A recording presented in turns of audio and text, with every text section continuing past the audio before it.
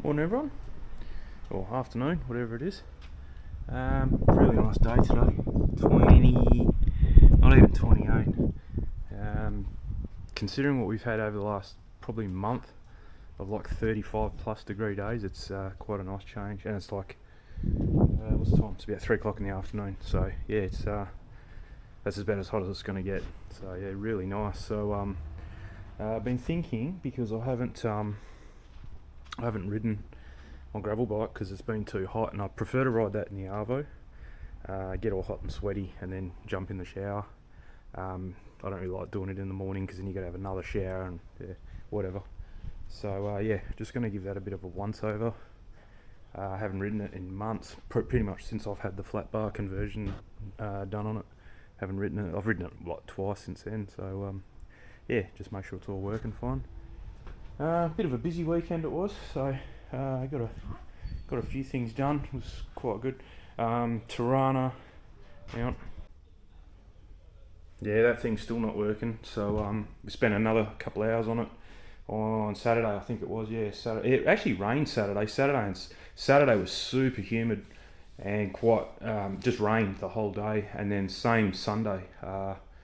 It didn't rain as much Sunday. It rained more in the morning and the afternoon, but at least Sunday wasn't so humid. But yeah, it was only max of like, I don't know, it was probably only 28 degrees, if that.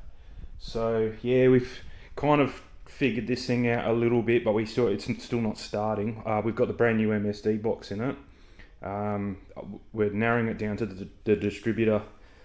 We've pulled the main, or pulled one of the spark plug leads off, and we're just not getting a spark. So we're thinking it's either the rotor button in the distributor is broken, or it could even be, which is a bit more serious, the gear right at the end of the distributor where it hits the camshaft. Either that's sheared off or broken, so that the whole distributor's got to come out to see what that is. Or even worse is if it's if the camshaft has the gear that runs it on the end of the camshaft is sheared on the camshaft sheared. So can't really see that happening. And it didn't make a noise. Normally something like that you'd hear a big, like a crack, and it'll just stop while you're driving. Things like that don't break while it's sitting in the garage, because that's what's happened here.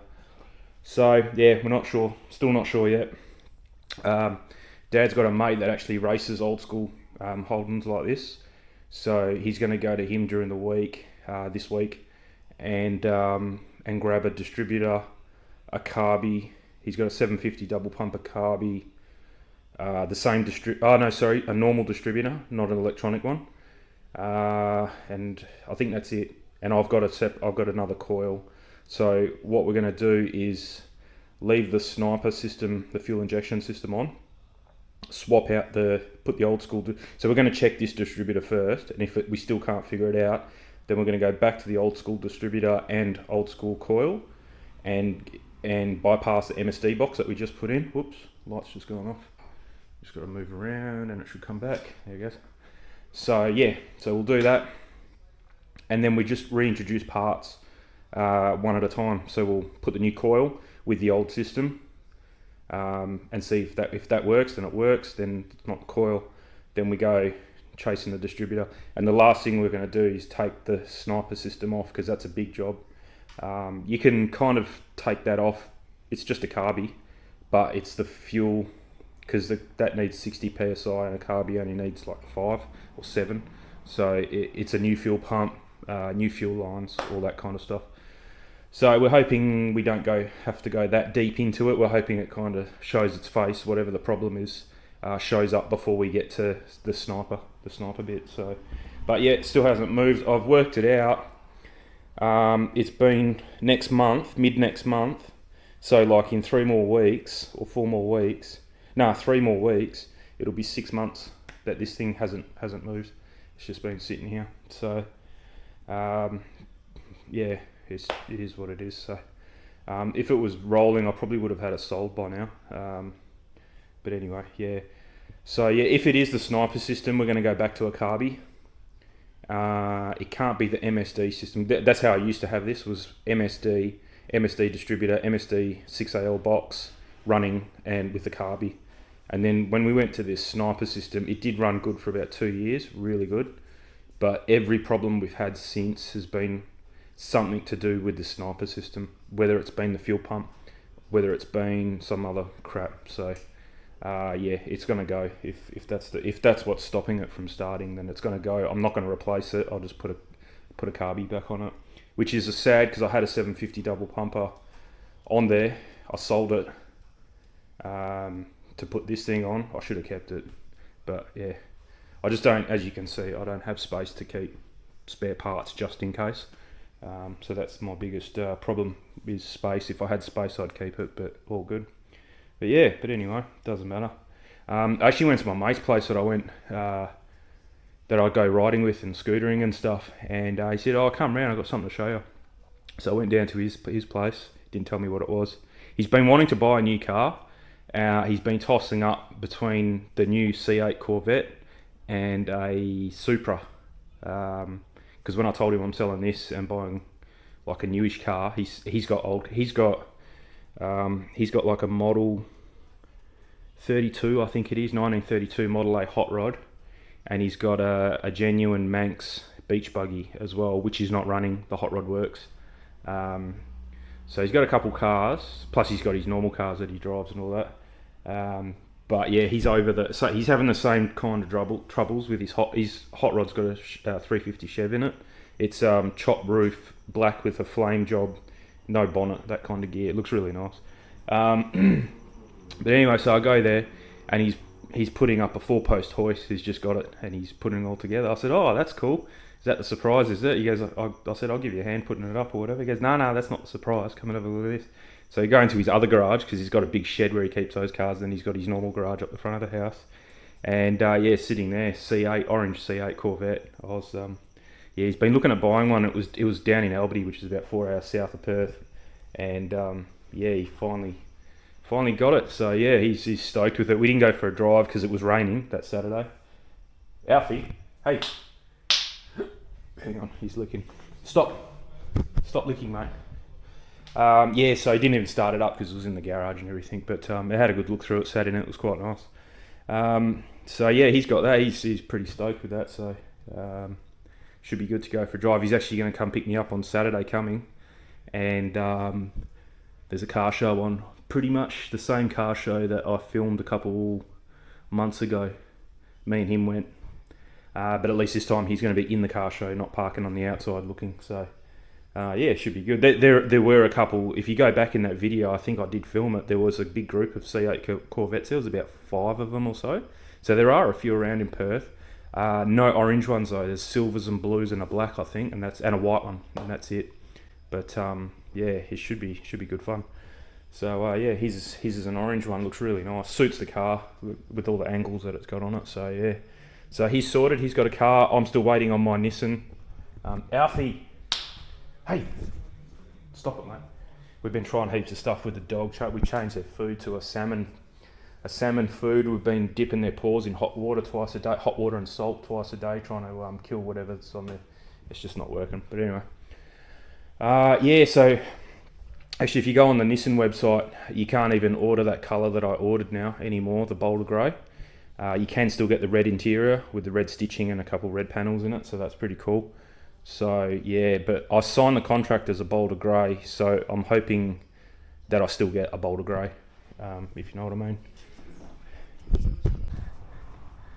Yeah, so I was talking to my mate. That's he sells cars, but at a different, not Nissan. He works somewhere else, and he said, "No, normally if you've specified in the contract what colour you want, that's what you're going to get. Even if they don't, you can't order it now, they'll still satisfy those orders." But then I'm reading as well that Nissan don't really care what colour you've ordered. They're just going to make what they make and allocate what they allocate, and you just fend for yourself and you just get what you're given. So yeah, bit of a shame if they do that, but yeah, so we'll see what happens. But I did get the other day, so yeah, this is ready to go. I did get this the other day. It's going to be another diorama, so it's a 1/24 scale, so same size as the Fast and the Furious diorama that I did. which means I have got a lot of 3D printed stuff ready to go for this size. So yeah, but it is a DIY, which is kind of good, but kind of bad. It's good in the way, if I can open it, here we go. Yeah, so it's got like each individual tiny little detail. It's not my detail and patience are not my strong points, so we'll see. This is going to test it. It comes white, but that's not obviously like the white colour that it comes. It's you got to paint it. Even if you wanted a white car, you can't leave it this colour. It just looks a bit. You can tell it's just white plastic. It's not white paint. Yeah, and that's kind of why I got this one, because it's the most detailed kit that I could find, and that way I can spray paint it in the colour that I want, which is the Boulder Grey. And you can. It comes with like I think it's no, there was another. It must have been on the thing, but you can see that car's got red seats. So it comes with either one-piece seats if you want to spray paint it all black, or it comes with two-piece. So it comes with like the bucket and then the surround. So you spray the bucket black and then the surround red, and that's how you get your red seats. So yeah, so that's one reason. Well, the reason I got it is that way I can have it the colour that I want. But I'm in two minds whether to even start it yet, because you want to paint it right now at this stage and then start gluing everything to it. You don't want to finish it and have to mask up your headlights and stuff. So I might just wait and see. I can start making the diorama, because for sizing I have the car body that I can place where I want things. So I might start making the diorama and maybe even start making the bottom of this car, do everything up until the point where the body has to be glued on and things glued to the body, because I'm not even sure if I'm going to be able to get the colour that I've ordered, is what I'm trying to say. So I might end up with a white one. The four colour, you can only get 4 colours now, and they're all the crap apart from one. I don't really like all the other ones. So there's I'll put pictures up. It's called Rosewood Red or something like that, which is like this dirty red wine colour. If you like it, you like it, but I don't mind the colour, but it just doesn't suit the car. It'd look good on any other car except for this car. Yeah, so it doesn't suit the car very much. So that's an out. The next one over was black. Not interested in a black car. Just for obvious reasons, that they look dirty all the time. They scratch easy. You can see all the scratches on them. I can't remember what the third colour was. Might have been gun metallic. I'm pretty sure it was gun metallic, and I've seen the gun metallic in real life on a Z, where I ordered my car from. They had one there. It was alright, but I'm not a fan of silver cars for a sports car with nice lines on it. Like, it just mutes it. I don't really like it. Yeah, it just mutes the body panels and the nice curves on it. It's just, I don't know, it just doesn't look right. I'm not a fan of the silver. And then the last colour was, well, that was gun metallic silver, so it's like a dark silver grey. It's like a metallic grey, I suppose. The last colour was silver with a black roof, so that's the only colour you can get now with a black roof. So you can see it here. That blue colour has a black roof. The yellow colour has a black roof, and that's the only colour they got. Yeah, so I want the black roof because it looks good. And yeah, so that's the only colour you can get with a black roof, which is like it's almost white, but it's a very light silver with a black roof. So yeah, that's, if he rings me up and says, no, you can only choose from those 4 colours now, they're not going to make gunmetal anymore. What I'm thinking of doing is going, if I can choose the silver, I'm going to choose the silver with the black roof, get it and see how it looks, and if I'm happy with it, then all good. If not, I'm going to get it, and whatever silver I'm going to wrap, I'll get it wrapped in a in that Boulder Grey colour. Probably Nardo Grey is the closest. Just get someone to wrap it and not wrap the roof and the so there's 3 options. So yeah, is get the silver with the black roof and either like it or hate it. Like it, keep it. Hate it, get it wrapped in Boulder Grey. And that's if he tells me that yes, you can order that one and it's not going to affect your delivery date or whatever, that's fine. But if he goes, nah, Nissan aren't taking colour, we're only going to get allocated what, and you might end up with a black one or a rosewood, or yeah, you can't even get white. I like the white one too, but you can't even get the white anymore. So if I don't get to choose what colour I want, and I just get whatever's next comes to that dealer, which may happen because we're in Perth, there's no market for them here, so we're only just going to get leftovers. If you're over east in Sydney, Melbourne, you probably get to choose your colour. And I'm not even sure if I can't choose my colour yet, but yeah, probably won't be able to, but I'm 50-50. I haven't even talked to the dealer yet, I can't be bothered. So the third option is, so first one is like the silver, second one is not like the silver with the black roof and get it wrapped in nardo grey, leave the black roof. Third option is get whatever colour that's handed to you and not like it, which means getting rosewood, gun metallic or black. Not liking those three colours, but putting up with it and get the whole car wrapped. So I'll get the black roof wrapped and nardo grey on the side, on the where the yellow is there. So yeah, that's the third option. Option 2 and 3 are going to definitely add cost because it's about $6,000 to wrap a small car like that. So yeah, so it'll add cost, but it'll also add protection because then your paint's not getting scratched. So yeah, so that's where we're at the moment. But like I said, haven't called the dealer. I may even call him this afternoon and just see what he says. But yeah, we'll see what happens. So yeah, but anyway, let's get onto this bike. Really, I'm gonna.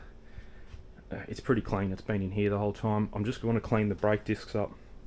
Want to just lube the chain because I did do that, but it was a long time ago. It's probably got dust on it, so I'll just give it a blow off with the compressor. This is that chain that I've had dipped in wax, so it's clean. It doesn't, like, there's a bit of dirt comes off, but there's zero grease on it. You can see there, and you can see there too. So I'll just give it a brush job, compressed air, clean everything out, and then I'll just put some more lube on it. That's about it. The only other thing I'm going to do is loosen this bolt and just roll these bars forward a bit. Which means in doing that I'm going to have to adjust the angle. I might leave it, I'll just leave it for now, but I'm pretty sure the last time I rode it I felt a little bit squashed up on it, distance between the bum and the handlebars, and I've got this, I did change that because that was up here, so I've rolled that back, so maybe I better leave it. Yeah, no, I better leave it because I did change the seat, so I'll leave it. If I need more, then I'm going to have to change this angle, but by doing that, all these will have to be tilted. Everything on the bar is going to have to be tilted back. So yeah, I might just leave it. That's right, I did do the seat, but I haven't ridden it since.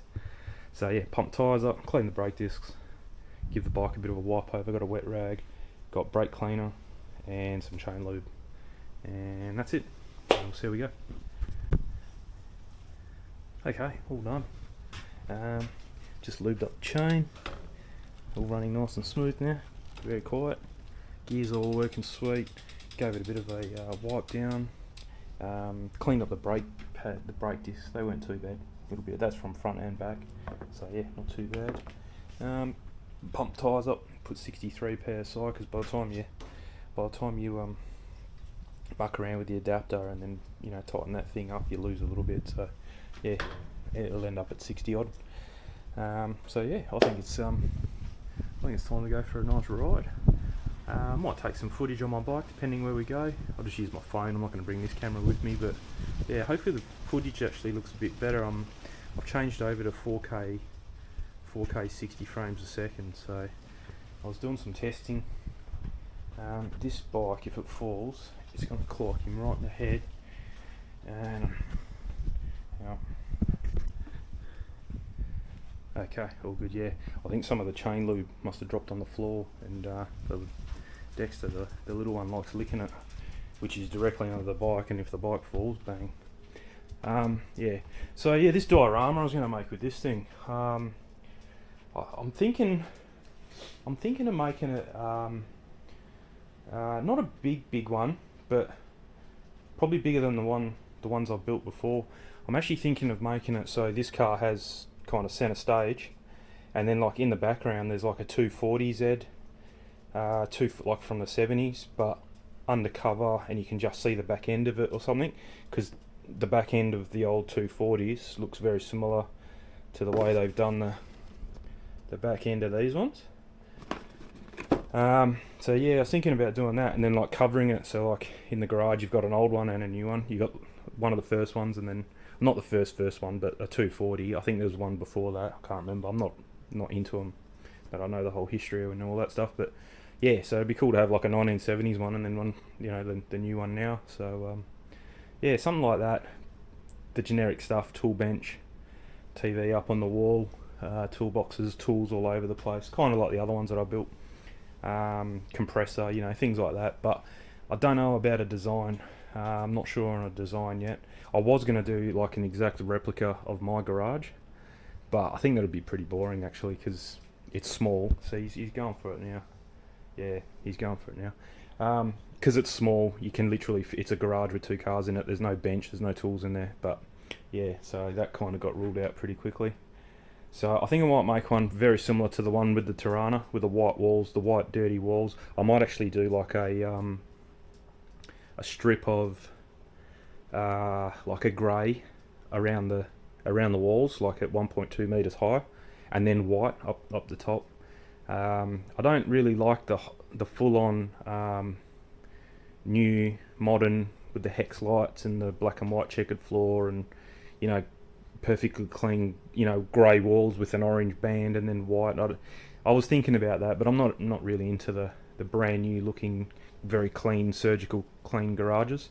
So yeah, I think I might, as far as I'd love one of them here, like a real one, all good.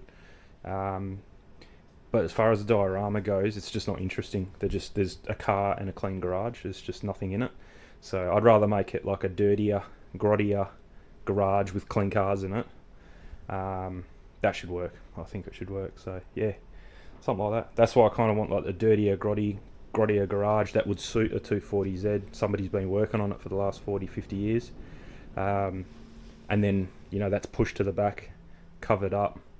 And then the new one takes center stage. So yeah, something like that. But anyway, we'll come up with a design for it. I don't really design it. The only thing I've got to have kind of a thing in my head, because that determines how big the base needs to be, and that's your first thing that you build. So yeah. I was actually going to do I was going to use some black sandpaper for bitumen, do my normal concrete slab kind of thing for the actual garage, and then have a little bit on the outside that's bitumen and use sandpaper for that. So yeah, I was thinking about that, but then I'm like, maybe just make it all inside. I'm not sure, and have no outside area. But yeah, we'll see what happens when we come to it. And I've got to figure something out. The thing that's holding me back now is it's too hot and I can't be in here because it's way too hot during the day. That's number one. Number two is the actual walls. In the Tirana one that I did, I just had MDF and painted it white, and then like ceiling white, and then I just got my dirty fingers and I just rubbed my dirty fingers all over it to make it look like dirty walls. That worked out alright. But on the outside of the diorama, I'd like to have like a brick, but not just a flat printed brick design, like an actual brick design, like not a real brick, but like an embossed kind of something, embossed brick. I don't know if you can get it. There's a big hobby shop, but it's ages away from my place. It's south of the river. It's probably about, on a weekend, it's probably about 30-minute drive from here. So I'll have to, and they're probably one of the biggest ones in Perth. So if they have something, they will. If anyone's got anything, they're going to have it. If any of the shops around here. And the other thing, I've got to get it for 1/24 scale as well, because you don't want like a big brick. Just won't match the scale of the diorama. So yeah, I'm sure they'll have something. But anyway, I'm going to go for this ride. If I do come across something interesting, I'll film on my phone, and then I'll jam it into the end of this video. So if this video ends right now in the next few seconds, then it was an uneventful ride and I didn't see anything worth sharing. Otherwise, if it continues for a bit longer, there's something cool popped up on the ride. But anyway, thanks for watching, and we'll see you in the next one. And here we are at the normal hangout. With that bike, I mean, this place is only a few k's from mine, not very far. With the non-electric analog bike, it's plus I haven't ridden that for months, like I'm saying, all over summer. I haven't ridden that. Today's the first kind of coolish day. Well, the weekend was cool, but it was raining, so I couldn't even go out. But yeah, today's quite nice. It's quite windy if you have a look at the trees. You can probably hear it too. Yeah, and you can see that fence. I think I might have come during winter a while back, and that fence was underwater. If you go back to one of my first ride videos on that, because I got that during winter. Yeah, I think the water was way past that tree, way past that fence last time, so it's definitely come down. This lake only gets water. I think it's just a runoff from the roads, the drainage runoff from the roads, and yes, it'll slowly evaporate. But no, pretty cool, nice and quiet, no one around today. So I might just chuck a few laps around here, and see how we go. I think it's only about a kilometre, if that, around this lake, so you can kind of see the path just through there. Then it's up where the skate park is, and then it comes back through there. It's probably not even. I think I did measure it once. It was about 800 metres. So yeah, I'll chuck a few laps around here, and then don't know where else. Yeah, if you've seen where I lived on the map, like my area, there's just not a lot around here. The Whiteman Park's pretty cool. I was only there yesterday on the scooter on the weekend, so yeah, I've already been there, and I went a bit early and no shops were open, so I couldn't even get a coffee or anything. It was a bit of a shame, but yeah, it's about 30 k's to get there and back from my place, so I've done it before on this bike, but not today, because like I said, it's my first ride on it and I'm really unfit. I actually took the electric bike out last weekend, and I did the normal from Mines all the way up to Burns Beach, down the coast to Hillary's, and then back home. I've done that ride probably 10 times now, and I was using the motor big time on the way back. I just really felt it. Just this summer I've just been held up with the fitness big time, just not being able to ride. I don't mind riding in like 30-degree heat, but when it's 35, 40, it's really dangerous. The sun, I don't know if anyone's been to Australia, I know it's all the same sun, but it is harsh in Perth, especially Perth. I've been to Queensland, I've been to other places around Australia, and you just don't, like I've been to Asia, all through Asia, and you can stay in the sun all day, no hat, you don't get burnt, nothing. In Perth, you got about 10 minutes, like when it's 30, 35. Even when it's 25, 26, you got to be careful as well. But when it's 30, 35, you got about 10 minutes before you start going red. I don't know if there's a hole right above my head in Perth here with the ozone layer, but it is harsh. And I've worked up north as well, a lot up north, and I've been sunburnt through my shirts, if that makes sense. So I've been wearing a work shirt, and I've had like the company logo on the back of my shirt, and then I get back home, or after a few days, and you have a look at your back in the mirror, and you're all brown, and then where the company logo is on the back of the shirt is white, because it's never seen any sun. And that's like really thick cotton shirts. It's not like singlets or anything like that. We're not allowed. You got to have long sleeve, thick cotton shirts and long pants and everything. So that's what I mean. That's how harsh the sun is. So if you've been burnt through thick cotton shirts, then you know what I'm talking about. That's the sun in Perth. But yeah, leave a comment if anyone's from somewhere else and been here on a holiday. Let me know if I'm stupid, but I'm pretty sure that's what I felt when I've been other places around the world. Not that I've travelled anywhere like extensively, but yeah, as far as Asia and all that, I've been around there, and I've been sunburnt once, but I was outside all day and it was a really hot day. Whereas Perth, I mean, you'll be sunburnt in winter. You get sunburnt in winter here. So yeah, it's pretty bad. So yeah, daily sunscreen is a thing. Not for me, I don't do it, because the stuff that's in sunscreen is probably not good for you either. But I do know of people that just as a matter of action, every day in the morning put sun cream on, just because the sun's so bad here. But yeah, you can see the young boys have been here with their bikes, chucking skids everywhere. Come screaming down there. Yeah. But anyway, I'll pick the video up if I see anything else. Okay, just got a warning there, my phone's too hot and the video quality might be reduced, so we'll see what it looks like. Anyway, went alright. Yeah, definitely not That was a bit of a waste because when I got the bike, it was winter, and I probably had about 3 months of going pretty hard on it every day, and I got pretty good. I lost a little bit of weight, but the fitness, cardio, and all that went up a fair bit. And then summer kicked in, and haven't touched the bike for ages. And you can see I'm pushing it out a bit, but yeah, bit of a gut come back, and the cardio's gone down the toilet pretty quickly. It's amazing how it takes so much to get it, and then how quickly you can lose it. So a bit of a shame. But anyway, I'm going to have all winter now on this thing, so I should be sweet after winter. Definitely a lot more fun on that than on the exercise bike in the room there. I've got the exercise bike in that room. but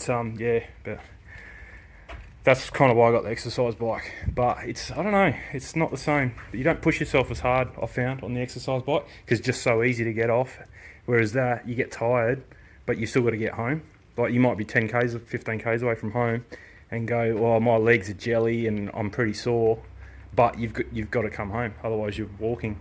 Whereas on that, you could just, the first thought that you're getting sore legs, you can just go, oh, well, I'm done. I'll just jump off. You're already inside the house. You're already home. It's just a little bit too easy. I'll probably ride harder on that bike, knowing that I don't have to come home because I am home already. So I do ride with quite a high resistance on that, but I'm only on it for maybe 20-25 minutes, whereas that was a 40-minute ride just then. So I don't know. It's a psychological thing. I much prefer the real life of that one. My legs are sore now. They're just as sore as they are on the exercise bike, I suppose. But yeah, just knowing that you've got to get home, you kind of pace yourself a little bit more on that. But anyway, yeah, it went well. Yeah, you can see there, cracker day, absolutely beautiful. Bit of cloud around, but nothing serious. Not like what we've just had over the weekend. It was a really funny weekend. The rain, like the amount of rain that we had, it was really busy. Like really, really, really wet. Like Saturday, it started raining at about 1 o'clock in the morning, and it just rained the rest of that morning, the whole afternoon, everything. So I've turned the retic off, but otherwise the retic's going really good as well. But yeah, I've turned that off because we got so much rain over the weekend. It's just not necessary. These plants store a lot of water as well, so they don't need to be watered every day. That's kind of why we did it. But oh, and the plumber, I don't know if I mentioned it, but the plumber came. Let's go and have a look at that. So this tap, I don't know if I mentioned it. He kind of rang me out of the blue and said, yeah, I'm coming today to do it, or tomorrow.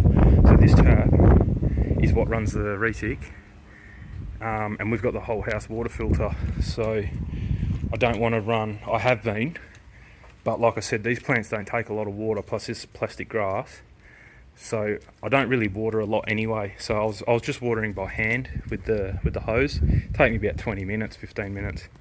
But I was getting sick of it, especially this last summer. I've been out here every single morning, and sometimes in the morning it's already 30 degrees by the time I get out here to water, because we've slept in or whatever, and it's just, you're standing in the sun. Anyway, I got sick of it. So I was like, nah. And we were going to rip that plastic lawn up and put real grass down, but we're not now. So my theory was, let's get that tap there, reconfigured to not run filtered water, just normal water. So I got the plumber in kind of when we thought we were going to put real grass there. And then by the time, because it was too hot, he didn't want to go on the roof, because like I said, if it's about 80 degrees in that roof. On a 40 degree day, it'd be easily 80 degrees inside the roof, because you had to go on the roof to do all the plumbing for the pipes. So yeah, I was like, no, don't come on, inside. Don't come when it's too hot. So that's why he kind of just rang me out of the blue, and I wasn't really ready for it, but all good. So yeah, he came the other day. He was here for probably half a day or so, about 4 or 5 hours. So what he's done, should be able to see it. Okay, yeah, sorry about that. That noise that you can hear, I was filming on my phone at that point. I wasn't using the Osmo. I don't know what it is, that buzzing noise, and it only happens when I go in the garage.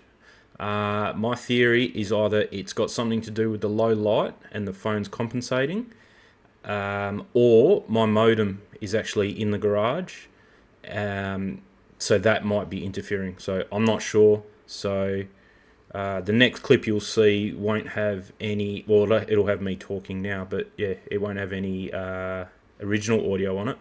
But all I'm doing is just showing where he's teed into the original pipe, and then run it up, and then put it in the ceiling. So he's done copper pipe all the way through. Hang on. Yeah, so he's done copper pipe where you can see it because it's on the outside, and then he's done PEX tubing on the inside. So that's all that I'm explaining at the moment. So yeah, didn't miss out on much, but yeah, sorry about that noise. You'll hear it come back in the next clip, and then as soon as I shut the door, it goes. So it's got to be something to do with the modem. But anyway, all good. When we decided we weren't going to do the grass, I was almost going to ring him up and say, look, don't worry about it because we're not doing the grass. There's no point to have, it's not like we use that much water. But then I ended up doing the retic. Come on, you want to follow or no? You want to stay there, okay? So yeah, then I ended up doing this retic on the fence and putting in that Wi-Fi retic controller. And that actually counts how much water you use, litres. And in 15 minutes, this thing's using 250 litres of water. And those 45 degree days, I was watering twice a day. So there's 500 litres of water a day going through that filter for no reason. So then I was like, nah, I'm still going to get the plumber in, even though we're not going to put this to normal grass. If that was normal grass, we'd be, in the 3 months of establishing this new grass, would have been 1,000 litres of water a day. So you'd go through those, and those filters aren't cheap. They're about $550 odd for all three of them. So yeah, you don't want to be replacing them too many times. Like there's no need to be putting filtered water on the grass. So yeah, it's worked out all right in the end. The plumber charged about $840, I think it was. So yeah, that's all that copper pipe. I think he said all up it was about 9 or 10 metres of copper piping, and then there's 25 metres of the PEX tube that goes all the way down, and then he's had to cut and cap the original pipe that was feeding that, and then plus joins and all that. It adds up. I'm pretty sure those copper joiners and the copper elbows and stuff that he's used there, like $15 each or something like that, and there's a few of them. So yeah, well worth it. I got a quote from this other company that's quite large in Perth, because what happened was, so if you remember, I changed the heaters outside. I used to have the gas heater hanging up over there. Had a big gas heater hanging up, and that's broken. So I've taken that out, and then I rang up this mob, because they're plumbers and electricians all in one. So I was kind of hoping that what they could do was cap that, because there was a gas point.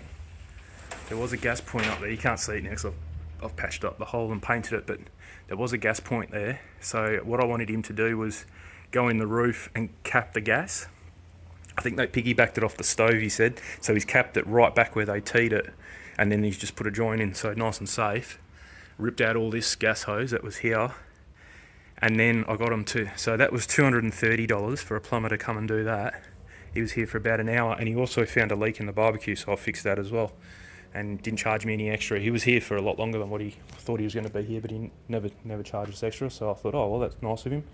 And then in the same breath, I had the electricians come from the same company to give us a quote to put that power point in 15 amp, and that power point in 15 amp direct straight back to the fuse box, which the fuse box is only just on the other side of that gate. It's a 10 metre run, if that. And he gave us a quote, and he said $3,700 and something, not including GST, so it would have been over $4,000. And I'm like, whoa, that doesn't seem right. And that was the first quote. So I thought I'd better get another quote, because that doesn't seem right. My mate, his brother-in-law is an electrician. I didn't ask him straight away because I didn't think it was a massive job. So, and he is a fair way from my place. He's like as far as I am from the city north, that's how far he is south. So I didn't ring him straight away. He actually did my aircon probably a year before all this happened. So he did my aircon and some other, and that PowerPoint up there, and that PowerPoint there, and that was a whole day's worth of work. He said, "Yeah, no dramas. I'll come for that because I'm going to be here for the whole day." He kind of said like you're not going to come for just one PowerPoint, not worth his time in travel. But then I rang him just really to get a price off him. But he said he would come and do it because he said it'd be more than half a day, so he can make it worth his while, which is fine. I never even actually asked him how much it was going to cost because I knew he was going to be less than $4,000. Anyway, he sent me the bill. It was like $750, and I just couldn't believe it. I was like, well, that's like $3,000 difference. Yeah, and he's done exactly the same 15 amp PowerPoint each, and each one of these PowerPoints are on their own separate. I think he's actually written on there. Yeah, RCD. So there's an RCD for that one and an RCD. They don't share an RCD, so they're totally separate right back to the main box. So yeah, anyway, fast forward to when I wanted this plumbing done, and I thought, well, I'll call the same mob because they were quite reasonable for the plumbing, $230 to go in the roof and cap it and do everything. So I thought I'd give them another shot. Not getting any electrical work done because they're too expensive for that, but maybe their plumbing's a different side of the business and they charge something different. So anyway, rang him up. He came. He didn't even go on the roof, and took some photos, called someone up, knocked back on the door 10 minutes later, and he goes, yeah, $3,800. I'm gonna need two plumbers here because one's gonna have to be in the roof, one's gonna have to be down here. We're gonna have to cut your cornice, and it's gonna take us the whole day to do it. So yeah, $3,800 plus GST. So GST's 20% or 10, I can't remember, but again, well over $4,000. I was like, that doesn't seem right. I'm going to get another quote. So good old Google, plumber near me, found this guy that I ended up going with, and he came over pretty much that same day that I called him. He came over, stuck his head in the roof, looked around, paced it out, actually measured it, seen what he was up against, and came back to me and that night and gave me the price of $840, and that was it. He goes, unless I find something in the roof, that's the price. And I actually helped him out. I took a bit of time off work because he told me when he was only going to come for the morning. So yeah, I helped him out, held the torch for him up in the roof, and passed him a few things. So yeah, nice guy as well, and everything worked out fine. So yeah, so I don't know what the big deal was with these guys, why they're charging so much. I actually told the plumber, I said, look, I had a quote, and this is what it was. And he goes, yeah, look, I used to contract for that company, and they used to charge $6,000 supply and install for a hot water system that cost about $1,500. And this guy that ended up doing my plumbing, he used to put it in, and he'd get $600 out of that. So $2,100 all up total cost for supply and install. But because they went through this mob, they were charging them $6,000. And it's just robbery, absolute robbery. And the saddest thing is that they actually advertise on a talkback. Sometimes I leave the talkback radio on, and a lot of old people listen to that, a lot of pensioners and stuff. And every news break, every commercial break, you hear this mob. They do tile regrouting, plumbing, electrical, roof restoration. They do everything. And they're taking advantage of old people so they must be doing all right out of it, which is a shame because they shouldn't really be extorting people like that. But yeah, I'm pretty sure they'd be able to bully some old people into doing it. So, but yeah, just got to watch out. I suppose there's sharks in every industry. But anyway, I'm going to go switch the sauna on. I probably should have done that when I got home because it takes about 10 minutes to warm up. That's enough of me babbling along. So yeah, we'll probably go and do that. Sit in the sauna for a bit and sweat it out. And then enjoy the rest of the day. I don't know what's for dinner. The options are, because we get this meal delivery thing, you still got to cook it. But yeah, they're the options. Mexican seared salmon or pork schnitzel and mustard gravy. So yeah, they just they come every Sunday. They drop it off at your front door. You end up with like a bag with all the meat and, well, they're your ingredients there. They're all your ingredients, and then on the back there tells you how to cook it. 4 steps. Normally tells you, here, prep 25 minutes, ready in 25 to 35 minutes. So yeah, very easy, and you don't have to think too hard what to make for dinner, and you don't ever end up eating the same things twice, because that's kind of why. That's kind of the way why we went this way. They're pretty cheap as well, actually. Like, to buy all the veggies and the meat to do what they're doing, it probably could end up costing you more. So yeah, works out all right. But yeah, we just found ourselves eating the same 4 or 5 meals every week. So this was a good way, and we've been doing this for a while now. I don't know, a couple of years at least. Yeah, so it's working out pretty good. We only get 4 meals a week, and then 1 meal a week we might make a pasta or a curry or something like that. And yeah, that kind of sorts us out. And then the weekends, I mean, we cook on the weekends, or we might just have a little light meal or something like that, or a big lunch and a smaller dinner or something. So yeah, but no, all works out pretty good. Anyway, I'll lock it off at that, I think, and we'll leave it there, and have a good one.